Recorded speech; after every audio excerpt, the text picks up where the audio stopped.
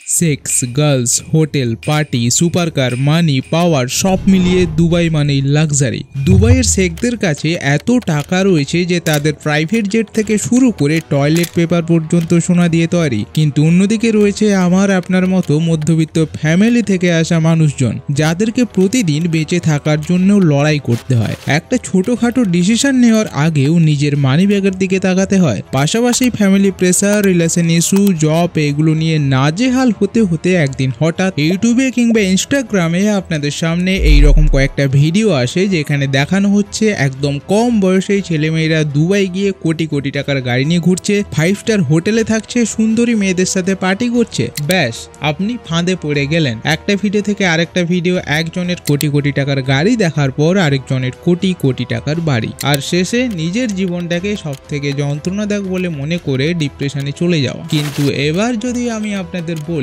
যেগুলো আপনাকে দেখানো হচ্ছে এই সব কিছুই মিথ্যা। আপনাকে এমন একটা জগৎ দেখানো হচ্ছে যেটা দেখার পর আপনার নিজের প্রতি ঘৃণায় চলে আসবে। ওদের লাইফস্টাইল দেখলে মনে হবে 20-22 বছরেই এরা এত কিছু করছে, লাক্সারিয়াস লাইফস্টাইল এনজয় করছে, সেখানে আপনি জীবনে কিছুই করতে পারছেন না। একটা ছোটখাটো কাজ পাওয়ার জন্য দরজায় দরজায় ধাক্কা খাচ্ছেন। সমস্ত দুঃখ যন্ত্রণা আপনার জীবনেই রয়েছে, সুখ আনন্দ বলতে কিছুই নেই। এগুলো দেখার পর আপনার মাথায় আসবে যদি কোনোভাবে দুবাই গিয়ে একটা কাজ পাওয়া যায় তাহলে 2-5 বছরে কোটিপতি না হোক লাখপতি তো হওয়াই যাবে। আর তখনই জানতে পারেন আপনার চেনাশোনার মধ্যেই এমন কেউ রয়েছে যে আপনাকে দুবাই নিয়ে যেতে পারে। ব্যাস, সবকিছু সেটেল। কিন্তু বাস্তবে এই গল্পের হ্যাপি এন্ডিং এত তাড়াতাড়ি হয় না। এই গল্পের মোড় একটা আলাদা মর্মান্তিক দিকে ঘুরে যায়। অফিসিয়াল ডেটা অনুযায়ী 2005 থেকে 2015 সালের মধ্যে গালফ কান্ট্রিগুলোতে প্রায় 30,000 ভারতীয় মারা গিয়েছে। 2023 সালে প্রায় 4,552 জনের মৃতদেহ বাইরের দেশ থেকে বাংলাদেশে নিয়ে আসা হয়েছে।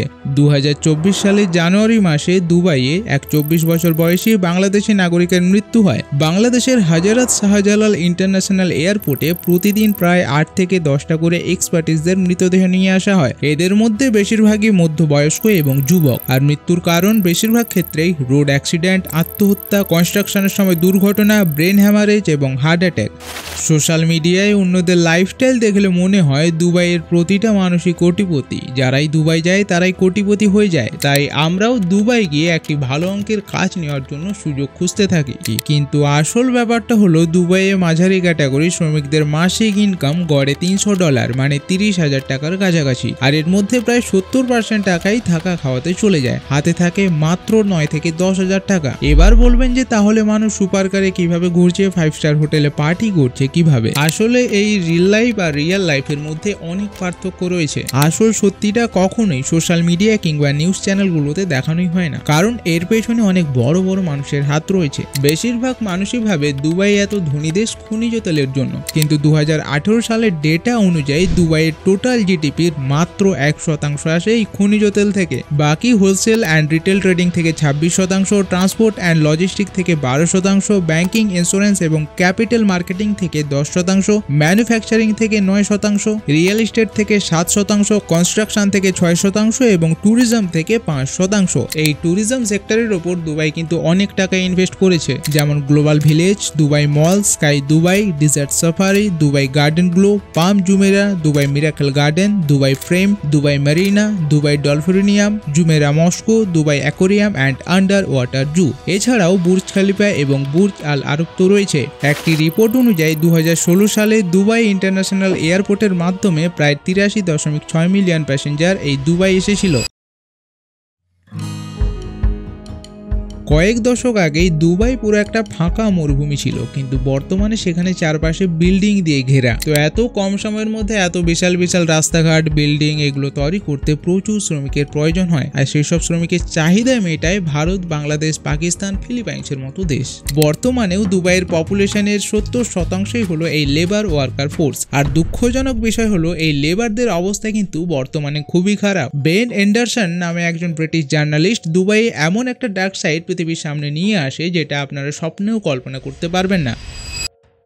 সাধারণত ইন্ডিয়া, পাকিস্তান, বাংলাদেশে বেশ কিছু এজেন্সি থাকে যারা কি করে লোকাল শ্রমিকদের অনেক টাকার লোভ দেখিয়ে দুবাই নিয়ে যায়। প্রথমে তাদের বলা হয় যে প্রতি মাসে $500 থেকে $1000 মানে প্রায় 50,000 থেকে শুরু করে 1 লাখ টাকা করে প্রতি মাসে দেওয়া হবে। তো এত টাকা শুনে অনেকেই রাজি হয়ে যায়, আর রাজি হয়ে যাওয়ার পর এই এজেন্সিগুলো শ্রমিকদের কাছ থেকে ভিসা, ফ্লাইটের টিকিট এইসবের জন্য $2,000 থেকে $3,000 মানে 2-3 লাখ টাকা নিয়ে নেয়। এত টাকা তো কোনো শ্রমিকের কাছে থাকে না, তাই তারা কোনো মতে ধার দেনা করে এই টাকা জোগাড় করে এবং অবশেষে অনেক স্বপ্ন নিয়ে দুবাই আসে। কিন্তু এখানে আসার পর সে এমন একটা অন্ধকারময় জালে ফেসে যায় যেখান থেকে বেরোনো আর কোনোদিনই সম্ভব হয় না। যাওয়ার সাথে সাথেই এই ওয়ার্কারদের পাসপোর্ট নিয়ে নেওয়া হয় এবং কিছু এগ্রিমেন্টে সই করানো হয়, আর সেই এগ্রিমেন্টগুলো অন্য ভাষাতে থাকার জন্য শ্রমিকরা না বুঝেই সই করতে বাধ্য হয়। এরপর শুরু হয় অমানসিক জীবনযাপন। 50 ডিগ্রি তাপমাত্রায় 14 থেকে 15 ঘন্টা করে ডেলি কাজ করানো হয় আর পেমেন্ট দেওয়া হয় প্রতিদিনের হিসাবে। এখানে কোনো শ্রমিক যদি শরীর খারাপের জন্য একদিন কাজে না যায় তাহলে সে কিন্তু ওই দিনে টাকাটা পাবে না। আর যে জায়গাগুলোতে ওদের রাখা হয় সেখানকার অবস্থা আরো খারাপ। মূলত যেখানে কনস্ট্রাকশনের কাজ হয় মানে মেন সিটিগুলো থেকে প্রায় 50 থেকে 70 কিলোমিটার দূরে লেবার ক্যাম্পে ওই শ্রমিকদের রাখা হয়। ক্যাম্পগুলোতে ছোট ছোট রুম থাকে যার মধ্যে আবার 3-4টে করে বেড থাকে, আর যে রুমগুলোতে আপনি হয়তো বড়জোর 2 থেকে 3 জন থাকতে পারবো সেই রুমগুলোতে প্রায় 8 থেকে 12 জন করে শ্রমিকদের রাখা হয়। আর এত তীব্র গরমের মধ্যে বড়জোর একটা পাখা থাকে, তার উপর জলের অভাব, শৌচাগারের সঠিক ব্যবস্থা থাকে না, পরিষ্কার পরিচ্ছন্নতার কথা তো ছেড়েই দিন। এইরকম অস্বাস্থ্যকর পরিবেশে থাকার ফলে শ্রমিকরা প্রায় বিভিন্ন রোগের শিকার হয়, কিন্তু টাকা বাঁচাতে হবে, বাড়িতে পাঠাতে হবে, তাই ডাক্তারের কাছেও আর যাওয়া হয় না। আর এই রোগগুলো একটা সময় ভয়ঙ্কর রূপ ধারণ করে আর শেষে মৃত্যু পর্যন্ত ডেকে আনতে পারে। বাংলাদেশের হাজরাত শাহজালাল ইন্টারন্যাশনাল এয়ারপোর্টে প্রতিদিন প্রায় 8 থেকে 10টা করে এক্সপার্টিসদের মৃতদেহ নিয়ে আসা হয়, মানে যে সমস্ত শ্রমিকরা বাইরের দেশে কাজে গিয়েছিল তাদের মৃতদেহ আসে। এদের মধ্যে বেশিরভাগই মধ্যবয়স্ক এবং যুবক, আর মৃত্যুর কারণ বেশিরভাগ ক্ষেত্রেই রোড অ্যাক্সিডেন্ট, আত্মহত্যা, কনস্ট্রাকশনের সময় দুর্ঘটনা, ব্রেন হ্যামারেজ এবং হার্ট অ্যাটাক।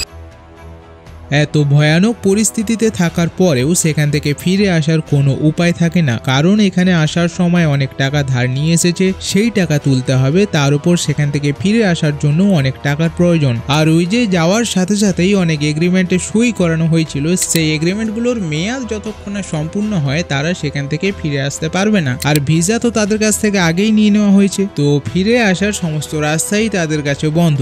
অফিসিয়াল ডেটা অনুযায়ী 2005 থেকে 2015 সালের মধ্যে ব্যারাম, সৌদি আরব, কুয়েত, কাতার, UAE এই সমস্ত গালফ কান্ট্রিগুলোতে প্রায় 30,000 ভারতীয় মারা গিয়েছে। 2013 থেকে 2023 সালের মধ্যে প্রতি বছর কতজন করে বাংলাদেশি ওয়ার্কারদের লাশ নিয়ে আসা হয়েছে তা এখানে দেখতে পাচ্ছেন। 2023 সালেই প্রায় 4,552 জনের মৃতদেহ বাংলাদেশে নিয়ে আসা হয়েছে। 2024 সালের জানুয়ারি মাসে দুবাইয়ে জাকারি আহমেদ নামে এক 24 বছর বয়সী বাংলাদেশি নাগরিকের মৃত্যু হয়। কনস্ট্রাকশনের কাজ চলাকালীন ভারী লোহার রড মাথায় পড়ে আঘাত লাগার ফলেই মৃত্যু। তো বুঝতেই পারছেন দুবাইয়ে লেবারদের কাজ করার সময় নিরাপত্তার ব্যাপারেও তেমন একটা জোর দেওয়া হয় না।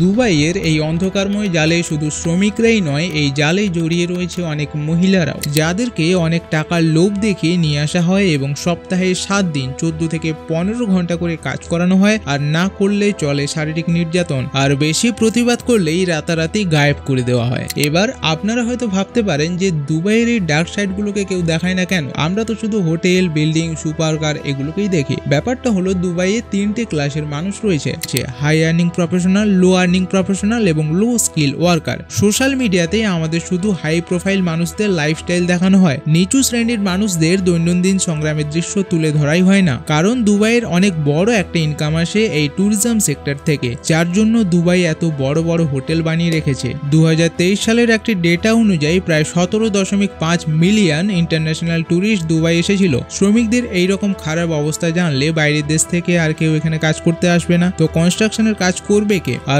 কনস্ট্রাকশন না হলে এই ফাঁকা মরুভূমির মধ্যে কোনো ট্যুরিস্টও আসবে না। তাই দুবাই গভর্নমেন্ট এই ডার্ক সাইডগুলোকে কোনোভাবেই প্রকাশ পেতে দেয় না। আর এই লেবার ক্যাম্পগুলো মেন সিটি থেকে অনেকটাই দূরে রয়েছে, যার জন্য এগুলো ট্যুরিস্টদের চোখেও পড়ে না। বেন এন্ডারসন একটি সিক্রেট ক্যামেরার মাধ্যমে এই ভিডিওগুলো রেকর্ড করেছিল, যার পর পুরো পৃথিবীর কাছে দুবাইয়ের এই ডার্ক সাইডগুলো প্রকাশ পায়। Next prostitution. দুবাইয়ের মধ্যে প্রায় 30,000-এরও বেশি সেক্স ওয়ার্কার রয়েছে, যাদের মধ্যে অনেককে জোর করে এই কাজে ঢোকানো হয়েছে, আবার অনেকে দারিদ্রতার কারণে এইসব কাজ করতে বাধ্য হচ্ছে। Massage parlour, spa, hotel, dance club এই সমস্ত জায়গায় ওপেনলি প্রস্টিটিউশন চলছে। এছাড়াও এখানকার যে শেখরা রয়েছে, এদের যদি কোনো মেয়েকে ভালো লেগে যায় তাহলে তাদের সাথে সময় কাটানোর জন্য কোটি কোটি টাকা অফার করে। তো আপনারা ইনস্টাগ্রামে যে সমস্ত মেয়েদের দেখেন না যে কম বয়সেই দুবাই গিয়ে লাখ লাখ টাকা শপিং করছে, পার্টি করছে, হতেও পারে তারাও এইরকম কোনো অফার পেয়ে শোবাজি করছে। বাইরের দেশের টুরিস্টদের আকর্ষণ করার জন্য দুবাইয়ের অনেক জায়গাতেই সমুদ্র ভরাট করে পাম আইল্যান্ড তৈরি করা হয়েছে। সেগুলো তৈরি করার জন্য সমুদ্রের নিচে অনেক গভীর পর্যন্ত ড্রিল করে সেই বালিকে তোলা হয়েছে, যার ফলে সেখানে সমুদ্রের গভীরতা বৃদ্ধি পেয়েছে আর জলের পরিমাণও বেড়েছে এবং মাঝে মধ্যেই পার্শ্ববর্তী এলাকাতে বন্যার সৃষ্টি হয়।